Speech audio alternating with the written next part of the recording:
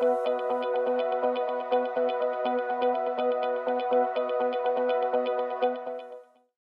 and welcome to the latest webinar in the series Connecting to Reimagine Money and COVID-19. These webinars have been brought to you by the George Washington University Financial Literacy Excellence Center, also known as GFLEC. Today's webinar is a joint production along with FINRA Foundation, and our subject today is boosting financial wellness, the role of small and medium-sized employers. Let me briefly introduce the panelists in today's discussion, and then we will jump right into our conversation. So today we have Ted Castle, the owner and president of Rhino Foods. We have Andrea Hasler, the deputy academic director of GFLEC, also assistant research professor in financial literacy at the George Washington University School of Business. We have Laura Scherler, senior director of economic mobility and corporate solutions at United Way Worldwide. And Gerri Walsh, president of the FINRA Investor Education Foundation and senior vice president of FINRA Investor Education. And my name is Chris Bumcrot. I'll be the moderator today.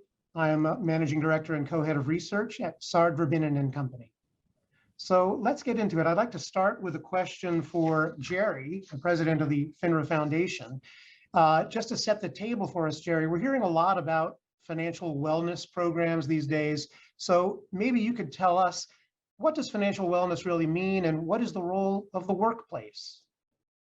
Well, there's no one definition of financial wellness. It really describes a combination of factors that increase a person's objective and subjective financial state. And among many other things, the core common denominators of financial wellness are a strong financial knowledge and literacy, the ability to make well-informed financial decisions, and also the opportunity to take concrete steps toward the goal of increasing one's financial stability and well-being.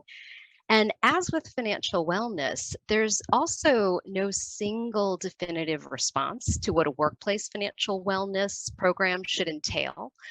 Different programs incorporate different components. It can vary quite a bit.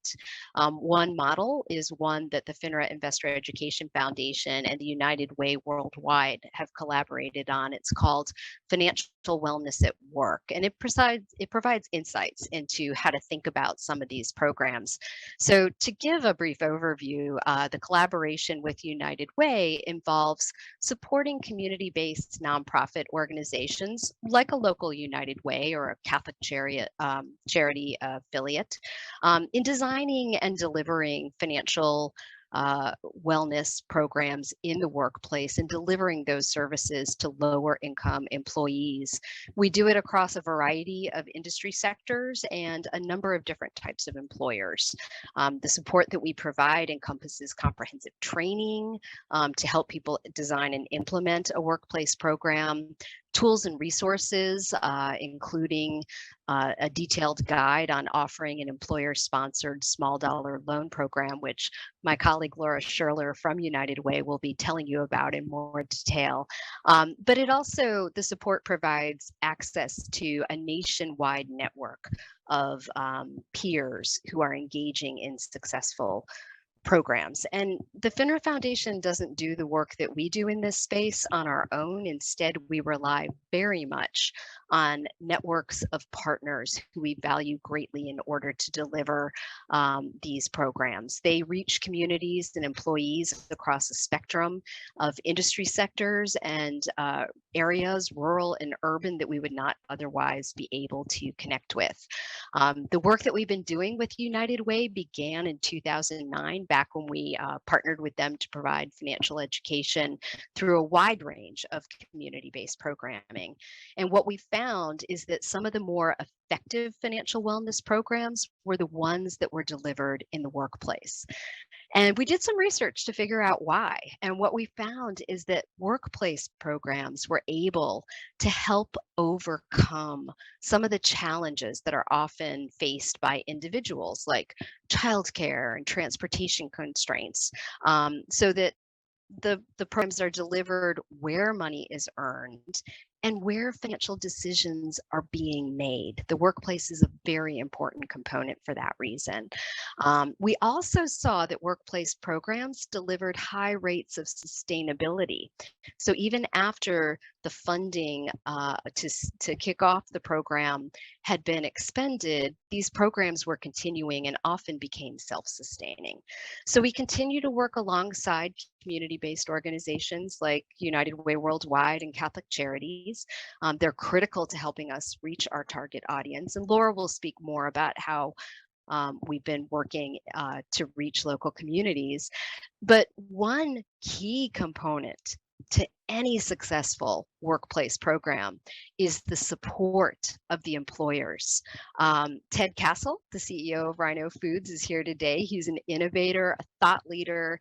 He's a valued partner in our Financial Wellness at Work initiative, not only as an active partner in the United Way of Northwest Vermont's Working Bridges program, which was one of the first workplace programs out there and an early recipient of FINRA Foundation funding. But he's also engaged in building support through B corporations and the like on developing and scaling these kinds of opportunities for employees, including the employee-sponsored small dollar loan. So while there's no single definition, I think what you'll be hearing today from all our panelists, grounded in research that Andrea will provide, is how one can think about these different models.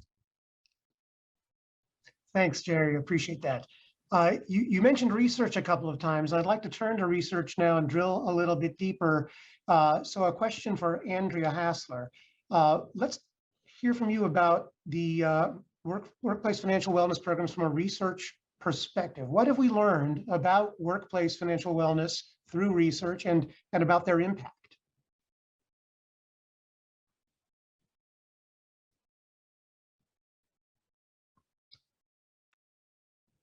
I think we may be having a little technical difficulty with Andrea, and so I might move on to the next question here, and hopefully we'll be able to circle back and get to Andrea a little bit later. So let's move on now.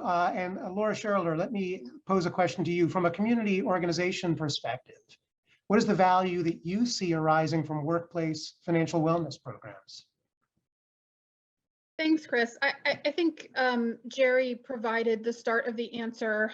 We've seen over the years that workplace financial wellness programs do in fact help to eliminate many of the barriers that make it difficult for people to participate in financial education workshops or coaching programs, namely childcare and transportation, because people have already, factored those things into their workday. They're able to participate in a workshop or a training session or a coaching session without worrying about getting home to make their kids dinner or, catching the last bus or what have you. So I think those two barriers are huge in terms of getting individuals to attend financial wellness programming and continue to attend financial wellness programming. The other thing that I think is really achieved by the workplace from a nonprofit efficiency standpoint is it gives a nonprofit a target audience to focus on. In other words, they don't have to cast a wide net for participants to attend workshops or coaching sessions. They have a targeted population in a particular company to focus on. Oftentimes the employer will be helpful with marketing and outreach.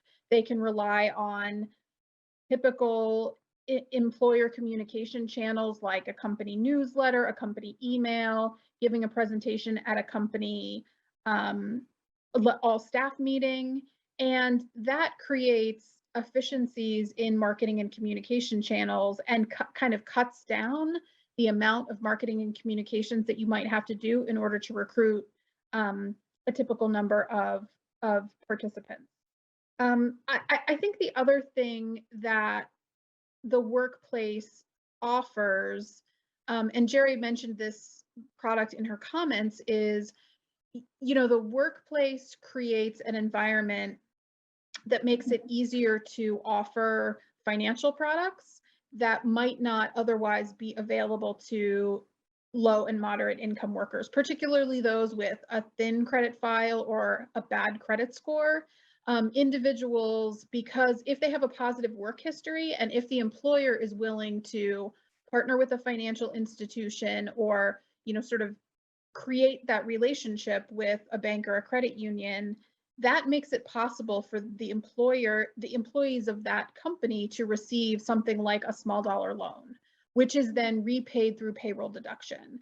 Ted Castle offers this product at his company, Rhino Foods. And essentially the way it works is employees receive a small dollar loan of $1,000 or less. Sometimes it's $1,500 depending on the employer.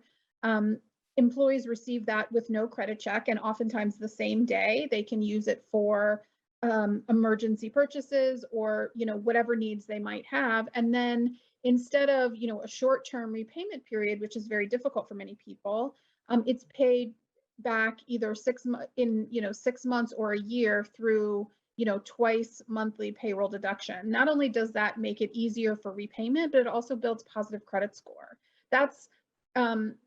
That's not the type of product that lots of financial institutions would be willing to offer to the general public, because there's a lot of risk associated with offering low interest, small dollar loans to folks with low credit scores or thin files. So having that sort of closed population of known people eliminates that risk and makes it possible to offer that kind of product. And so I think the workplace, it creates an environment in which it's easier not only to deliver the knowledge and information that people need, but also the products that they need to move forward. And I think those two components taken together are really why we see so much success here. Great. Okay, thank you, Laura. So yeah, it sounds like there's an unmet need and the workplace is a logical place to address that unmet need. Let me go back to Andrea again and talk about the research perspective. So Andrea, what have we learned from research about the value that workplace financial wellness programs offer? Thank you so much, Chris. So as Gerri and Laura already mentioned, the programs are really important and can provide a lot of resources and tools to employees, help them make informed decisions. And these programs are highly needed because we see from our most recent research that we just did with the FINRA Foundation that even before the pandemic hit, that was in 2018, 60% of US adults said that they feel anxious when they think about their personal finances. And 50% said that they feel stressed when they discuss their finances with others. So this data is based on national representative data from the National Financial Capability Study, which is also a project of the FINRA Foundation. But these numbers are already alarming and show that financial anxiety and stress are widespread in our population. But we see in our research as well that there are particularly vulnerable subpopulations that have even higher anxiety and stress levels. And these groups are women, young adults, the unmarried, those with a high number of financially dependent children, and those with a lower income.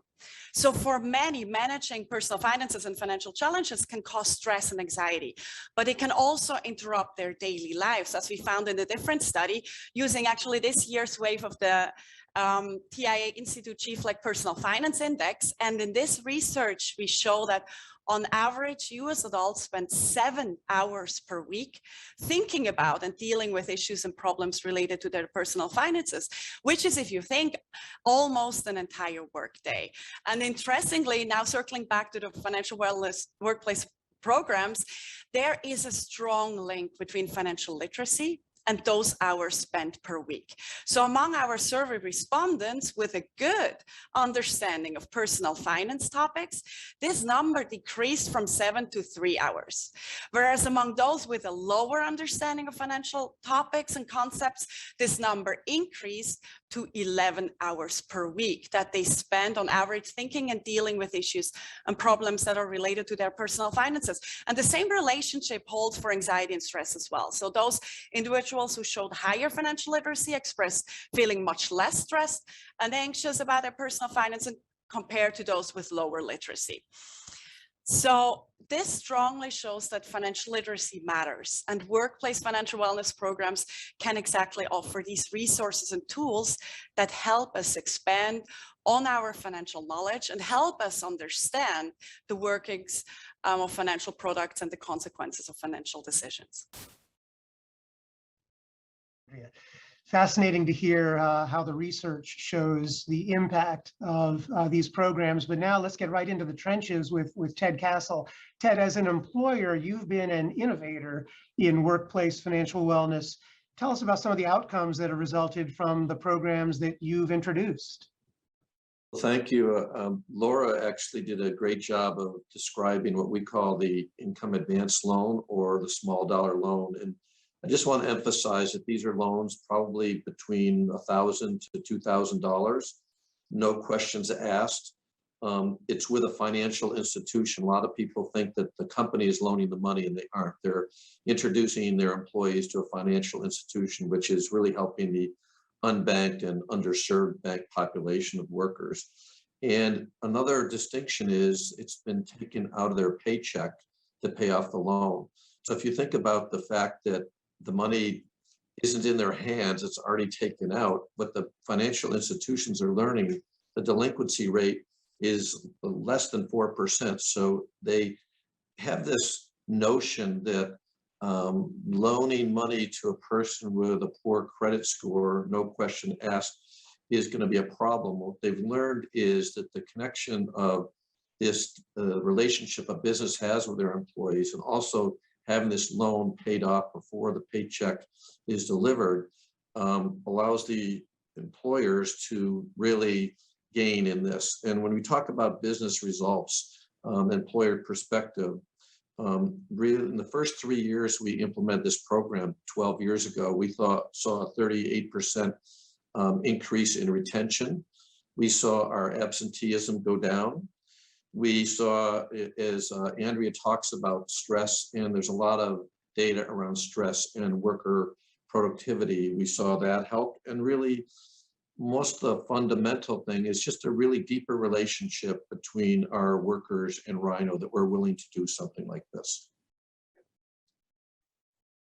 So it does sound, Ted, like it's been a successful program. It's working for both the employees and also for the company. But as you said, you've been doing this for 12 years, and I'm sure it's been a lot of work. Maybe you can talk to us a little bit about your experience of building the program. What is that like for a business owner or for a business manager to try to create this program and introduce it into their culture, into their organization?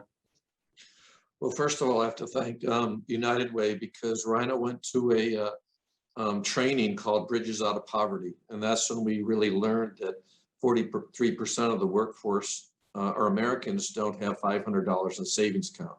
And we came back and like, whoa, that's pretty incredible. No wonder we're dealing with our employees that are running into situations with a broken car or a hot water heater, and they're missing work, maybe missing their kids, taking them to school, and their lives really spiral sort of out of control and lose their job, all for the lack of having $500 in a savings account.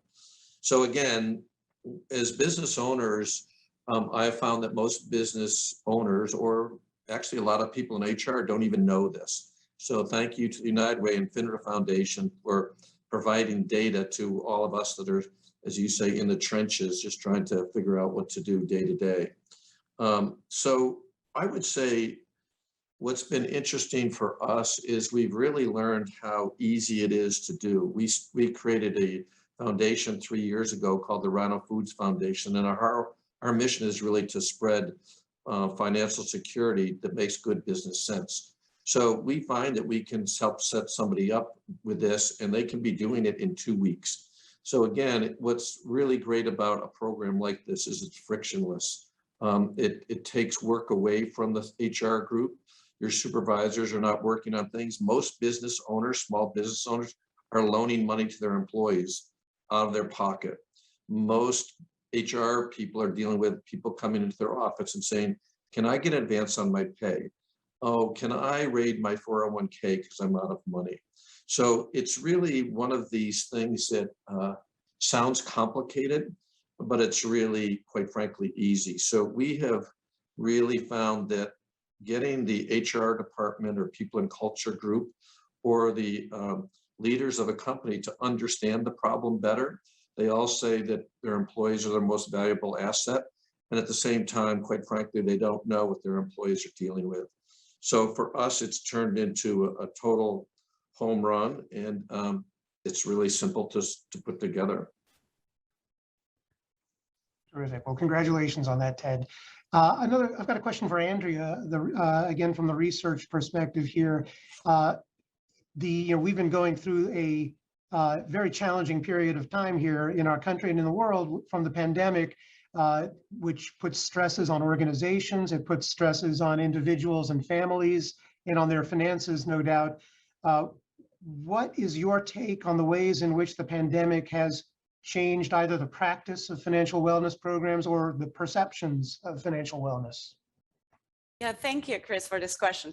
I think because of the pandemic and its economic consequences, everybody, so including employers and policymakers, so really everyone became more aware that it's not only important to save for retirement, but also to have short-term savings. So to have that little cushion for emergencies, because traditionally workplaces and workplace financial wellness programs have heavily focused on retirement savings. And I believe this has changed, and the more holistic approach is needed when it comes to programs aimed at helping people build their financial well-being.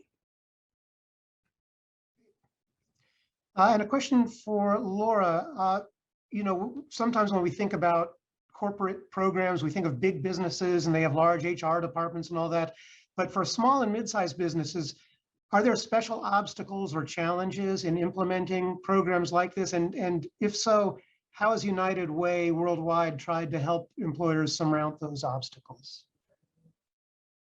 I think for small to mid-sized companies, the programs that we work with across the country work in a variety of different sectors, from small manufacturers to healthcare companies to hospitality, to companies who focus on hospitality, whether that's restaurant workers or hotels.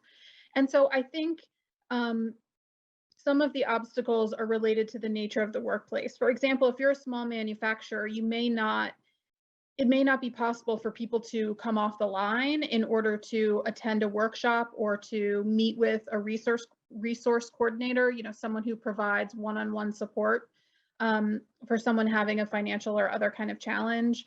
If you work directly with customers, if you are, whether you're a nonprofit employee or whether you work in a hospitality company, if you work directly with customers, oftentimes those are the types of roles where it's difficult for people to leave their shift for any length of time in order to attend, again, a workshop. So most community-based organizations are very flexible in their offerings with employers. They spend a lot of time at the front end meeting with employers to understand what the workplace environment is like. If they run shifts, how many shifts do they run? What kind of breaks do people get? How is lunch handled? And then they fit their workplace offerings within the workplace environment. So we have organizations that offer financial workshops. They tailor their financial workshops to the 30-minute lunch break that people get, for example, or they offer workshops or appointments with the resource coordinator before shift or after shift. They offer a lot of electronic opportunities to connect. So they allow people to send email or text messages if, sometimes the workplace environment doesn't sync with the time that someone is there to offer financial resources.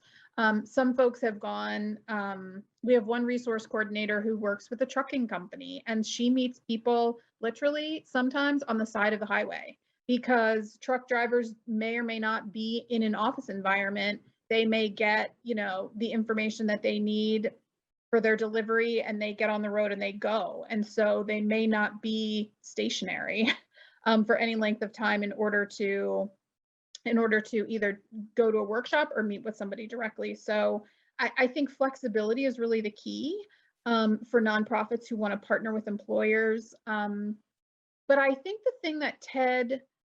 one of the things that Ted said that I'd like to emphasize in terms of small and mid-sized employers is, in many cases, this is really solving a problem for employers. Many small and medium-sized companies have HR departments that are regularly either getting requests for, payday advances or loans to their 401ks or other types of, or even just getting, spending time dealing with employees who are having some kind of emergency that needs to be addressed. And so I think framing this as a program or a service that could actually eliminate some of those HR challenges and actually allow HR to spend less time on employee financial emergencies and more time doing, the other functions that they're paid to do, I think is a good way to promote it with small and mid-sized companies. Larger employers, in my experience, don't have policies that allow for things like payroll advances, so it's not as big of an issue, but small and mid-sized companies generally do try to help their employees, support them where they can. So I think, again, to the extent that you can frame it as something that actually helps them and could save their HR time, that's something that employers seem to be receptive to. That makes a lot of sense, Laura. And so it sounds like, being flexible and being pragmatic is critical for these programs to work. And you have to think about that through the design and the implementation. So let me go back to Gerri then and ask about FINRA Foundation's approach to this. I mean, the foundation is a source of both ideas and also funding. How have you had to adapt your thinking about financial wellness to make it work pragmatically and flexibly for small and mid-sized organizations? Well, COVID certainly had a huge impact on the delivery over the last 18 months, but the flexibility that Laura talked about and the employer dedication that Ted talked about, I think really sort of underscore why we do this at all. We are focused on these small to mid-sized employers because that's where America works. 6 in 10 US workers are employed by small to mid-sized companies, and separately, but importantly, about the same percentage, I believe it's 58% of US workers are wage earners. In other words, they might not have the kinds of jobs that give them access to employer-sponsored benefits such as a 401k. And so having other elements of financial workplace available to them, financial wellness at work components, I think is really important. We know that the human capital and financial capital issues can be barriers for employers, especially smaller employers offering these programs. So a big part of what we've done over the years, but particularly during COVID, is to really think about how we can be flexible in meeting the needs of the community. The key to the success of financial wellness at work is partnering with on-the-ground nonprofits who understand the community and who can deliver the kind of flexibility and also the resources, the tools, the information that lower income workers need. And so, having a resource coordinator who's able to connect people to financial education workshops at or outside of the workplace is one way that kind of partnership can help thrive. But also, doing public benefit screenings within the community and offering access to safe and affordable products such as a small dollar loan can be key. Great. So continuing with the theme of flexibility, Ted, let me ask you, you've had this program running for some years. Have you had to be adaptable? Have you had to change based on lessons you've learned or new challenges that have arisen, whether it's a pandemic or any other kind of social change or corporate change?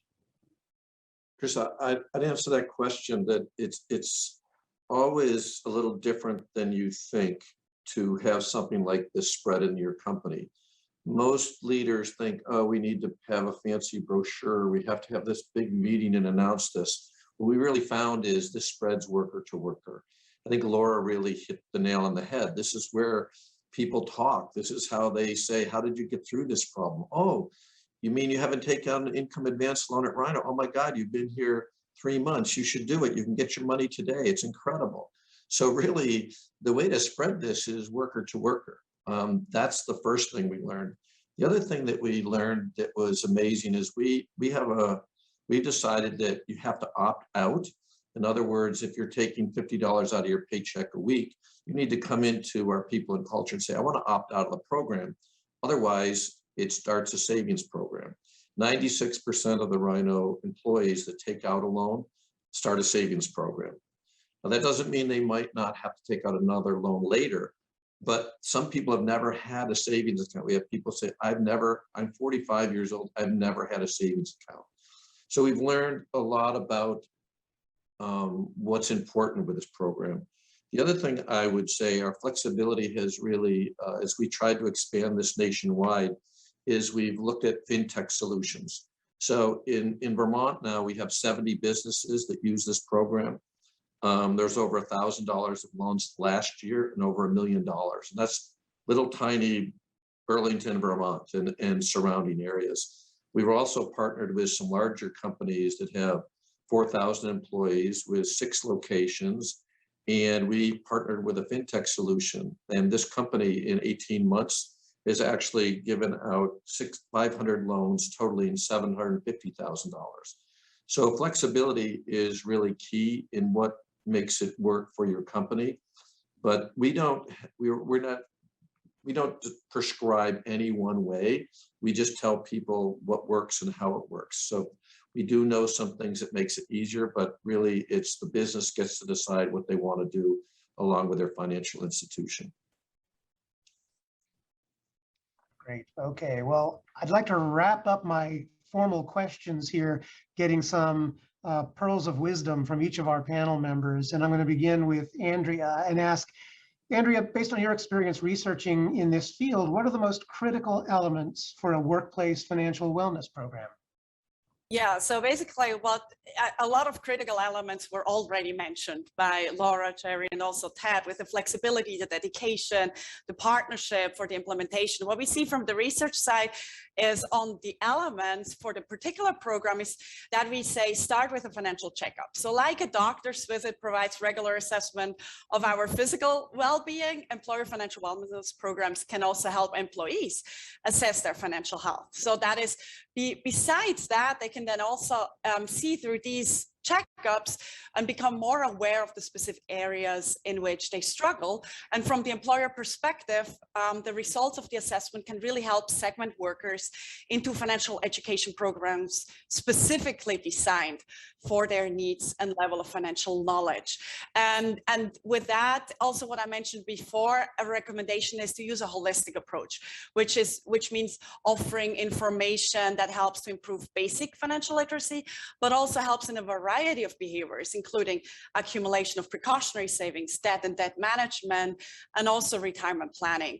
And then as we have learned and as we have talked about so much, that every employer has unique needs and financial circumstances, so really make those programs tailored to their needs. And the more tailored a financial wellness program is, the more effective it will be. And with that, we also have research that shows that simple language and step-by-step action plans can improve engagement, and also programs that are provided when they are most needed, so at critical moments and on a regular basis, because we know that financial decisions and circumstances change over the life cycle. So on a regular basis, having this information that also enable important concepts to be reiterated on a frequent basis, I think is important, crucial for such programs. Okay, so now let's just we're going to do a lightning round of recommendations from our other 3 panelists. And Laura, let's start with you. What are your top 3 recommendations for our audience members if they're thinking about creating or enhancing a workplace financial wellness program? So my top 3 are really oriented toward the nonprofit organizations that might be looking to partner with employers. I would say first, sit down with employers you know well, you have a relationship with, and have a discovery conversation. What are their challenges? What do they think their employees' challenges are? What might be helpful to them in thinking through addressing some of those employee challenges? And is a financial wellness program the answer to that? In a lot of cases it is, but I think, you can't make the assumption necessarily that a financial wellness program is going to serve every employee problem that exists. The second thing I would say is, if you already offer financial wellness programming, don't assume that your community-based structure translates to the workplace. It may need to be changed. It may need to be shortened. It may need to be offered in different increments. Like, you may have to chunk it out. You may have to think about it, offering it differently in order to achieve the flexibility needed in order to fit within the workplace structure. And then I would also say, from our experience, plan to serve everybody. Most financial wellness programs that are offered in the community are typically oriented toward low and moderate income individuals, but that's really stigmatizing in the workplace. People have a lot of fear about confidentiality, about either their supervisor or their coworkers knowing more about their finances that they're comfortable with. And so we've had programs that advertise specifically to, people who make less than $25 an hour, and no one showed up because no one wanted to admit that that was their income, or that was the wage that they made. But when people started promoting the program for all workers, regardless of income, they got a much higher uptake and much more interest. And I think also began to understand that regardless of income, there's lots of people who need or don't have the as much financial knowledge as they would like. And that there's always people who are looking for more information, or information about specific topics like buying a car or sending your kids to college, or, how to get a mortgage. And some of those topics, are applicable no matter what your income is. So my final thing would be, really just plan to serve everybody in the workplace, not just those who you assume need it, because your assumption could be incorrect. Recommendations. Let's go on to Gerri. Gerri, what are your top 3 recommendations for our audience? Well, my first really echoes what Andrea and Laura have already said about assessing your employees. And, we all know, but we need to be reminded that what works for higher income workers, that might not actually meet the needs of lower income workers. And so you really have to be flexible and be honest about what your workers need, and to listen to them, let them guide you in terms of figuring that out. And then you need to constantly, continuously evaluate your own program. You need to be a little bit critical, set some quantifiable benchmarks, and then measure. And you'll likely find with financial wellness at work type programs that you're going to see increased loyalty. You're going to see reduced absenteeism. Hopefully you'll see less of the financial stress that I think all of us have been seeing. And hopefully that'll lead to increased productivity, but measure it and then adjust as you need to. And the final thing that I recommend, and can't recommend highly enough, is talk to a local nonprofit, whether it's United Way, one of Laura's peer network participants, or somebody else in your community who's well positioned to help you. Because employer-sponsored programs in communities are often funded by philanthropic entities within the community, right? There's often a way to tap into resources that you might not be aware of. And so talk to your local nonprofits and see what they're already doing on the ground. And if they're not doing something, channel your inner Ted Castle and get it going. Great ideas. And now let's channel our inner Ted Castle. Ted, what are your 3 recommendations for the audience? Wow, I've never had to channel myself, so I'll do my best here. Well, I think you just heard some of my recommendations. I'll just tweak them a little bit, and I'll speak to people in business, employers, that go look at the research that all these folks have provided. Just change your mental models. Most people that sort of leaders of the business, they've been fortunate and they've been privileged, and they're in a different client. They don't know what is really happening. And this isn't just the frontline workers. I think Laura made a good point. There's lots of research that people are making $50,000 to $100,000 also potentially are going to their credit card too many times, payday lenders, family and friends. So the first thing is go look into the situation and change your mental model. The next thing is connect with the Rhino Foods Foundation. We'll get you started. And if you want to do it, we'll teach you how to do it. And the third thing is get started. You will never regret this. All the things you've heard today is really an entry point to help people wherever they are in their financial wellness journey. It's getting started with a program that gets them engaged at work. I believe the workplace is where social change always comes about. That's why we're a B Corp. I think we've got our workers' attention. They work 2,000 hours a year. So guess what? We're where the relationship is. Well, thanks to all the panelists for answering my questions, but your work isn't done yet because we now also have some questions from our audience that I would like to pose to you. Let me first ask a question that is for Laura. The audience member is asking about tools and programs. You know, we've talked about savings accounts. Are there any other tools or programs you've seen that encourage savings or emergency accounts, and you know, have they worked well? Well, Ted made reference to the savings component of the employer-based small dollar loan, and I think that's an important tool that I don't know that that many folks are aware of. So the Rhino Foods and the companies that, you know, partner with Rhino Foods really sort of pioneered this product, but the idea is that once the loan is completely paid off, either in 6 months or a year, employees generally are used to having that amount deducted from their paycheck, and so unless they choose to, you know, end that deduction, which they are completely free to do, that will automatically roll over into a savings account.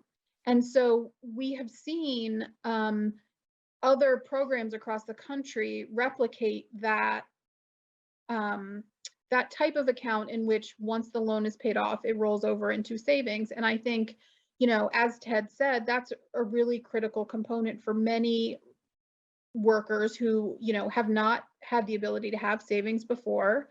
It does prevent sometimes it does prevent additional loan, the use of or need for additional loans. It certainly can prevent the use of payday loans. And so I think, you know, the loan as well as the savings component of it are important products to emphasize. I think financial education and coaching without access to other tools and resources like a loan or you know, a savings incentive are challenging because they don't allow people, you know, oftentimes people, you know, even though they're increasing their knowledge, they understand, you know, maybe how to better navigate the financial world. Without access to affordable products, it's really hard to make progress. It's really hard to either cover emergencies, pay down debt, you know, manage unexpected expenses. And so, you know, I think someone mentioned the spiral. Without access to those types of products, you know, increases in knowledge don't necessarily prevent that downward spiral. And so I would say, you know, what we've seen to be most effective is this small dollar loan that is accessible without a credit check. Thanks, Laura. Okay, our next audience question. This one is for Ted, and then Gerri also. We'll start with Ted. How can we convince employers or executives that getting into a financial well-being program or financial literacy program is not going to end up just being a waste of time and productivity, that it will in fact build the relationship between the company and the staff? It'll improve outcomes like retention and strengthen long-term partnerships. What can we say that will convince them it's worth the effort and time and maybe money? So we found that the easiest way to convince people is with data. And so a lot of business, like, show me the proof, show me the data. And, you know, the people right here on the screen here are data people. And there's reams of data why this is better. Again, I think that data is one thing. And then you really there's people that just won't get it. We work with a lot of people, and if I talk to 50 business owners within 1 month, probably half of them are doing it. And then another 25% will probably think about it and do it within a year. And then 25%, they just don't get it. So good for them. And they'll have a harder time attracting and retaining employees, because we look at this as a benefit that should be world, throughout the nation. There's no reason why this isn't a benefit that every single company has. Gerri, anything to add in terms of how to convince managers or owners or executives that this is worthwhile and will pay dividends? Well, persuasion tends to happen through emotion. And so in addition to data, I think storytelling is also a very compelling way to encourage people to offer these kinds of benefits to their employees. And, the FINRA Foundation has worked with a number of organizations to develop tools that build the business case for implementing this kind of financial wellness at work program, and specifically the employer-sponsored small dollar loan. But, for everybody who's watching, there should be a link in the invitation to the Freezer Geezer video that Ted Castle and Rhino Foods put together, and it tells the story of the success. It tells the story of the employee pride. It shows somebody whose loyalty to the company is increased because of the financial opportunity that they gained through their employer working with the nonprofit partnership. So, the stories are tear-jerking, and hopefully those will help persuade people. So I think I have time for one last question here, and I think I'd like to pose it first to Andrea. In business, people are always looking for a win-win situation where, both the employees are going to benefit from a program, but the company will also benefit. And we've heard Ted talk about that and Gerri talk about that. But do we have research data? Is there data that demonstrates or proves that companies are getting a benefit to this, in terms of more satisfied, more engaged employees, in addition to the direct benefit to the employees themselves? Yeah, definitely. So just to go back to the data that also Ted mentioned is very convincing. The 7 hours that I mentioned on average that people think about and stress about their personal finances and use during the week, some of those hours, and on average it's 4 hours, are also spent at work. So of course, this is that struggle, that stress, that anxiety is taken into work, has a effect on productivity. And I think with these programs, if we can alleviate the stress and can really help with managing personal finances, then productivity, these hours decrease, as we have seen also with the research. Yeah, so I think that's definitely one of the convincing numbers that I can provide from the research side. So yeah, it looks like everyone would benefit from the continued collection of more data in terms of outcomes and successes, both in terms of the successes for the individual employees, but also the successes and the benefits to the companies and to the organizations that are implementing these programs. Well, I want to thank again all of our panelists for participating and sharing their wisdom with us, and I want to thank the audience also for tuning in to the webinar, and hope you will tune in to future webinars in this series. With that, have a good rest of your day, everybody, and thanks for participating.